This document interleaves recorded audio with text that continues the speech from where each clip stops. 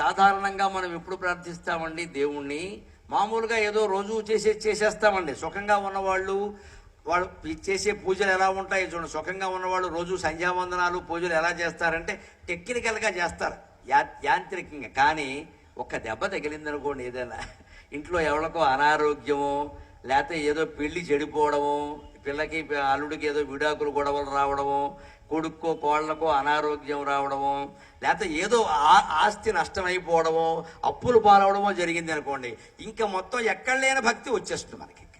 అయ్యి బాబోయ్ వెంటనే ఇంకా మా బోటిగాళ్ళు పట్టుకుంటారు. ఇంకా అప్పులు పాలు అయిపోయానండి, ఏం చేస్తే వస్తుందండి. మేము కూడా ఏవో రకరకాల ఉపాయాలు చెప్పేస్తాం.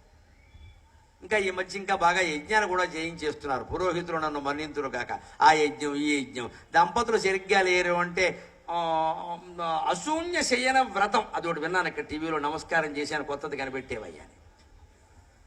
దంపతులకి గొడవలు అవుతున్నాడు, అందుకని అశూన్య శయన వ్రతం అంటే వాడు మళ్ళీ తిరిగి కలిసి ఆనందంగా ఉండేలాగా వ్రతం చేయించేస్తట.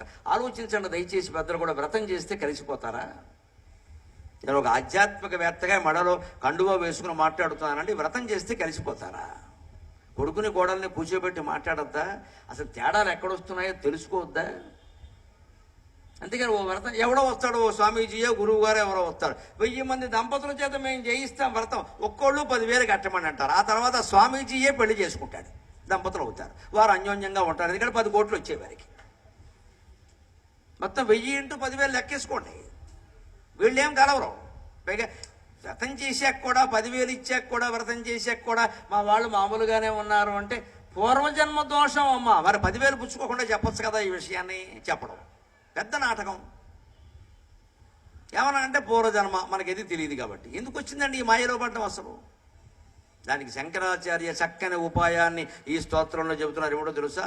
ఆపత్సుమగ్న స్మరణం త్వదీయం. అమ్మా, ఆపద వచ్చినప్పుడు మాత్రమే నిన్ను ప్రార్థిస్తాం, మాకు అంతకంటే చేత కాదు, ఏం చేసినా మంచిది అన్నది. దానికి లాజిక్ నేను చెప్పాను కదా, ఈయన మించిన లాయర్ లేడు, పెద్ద లాయర్ ఈయన.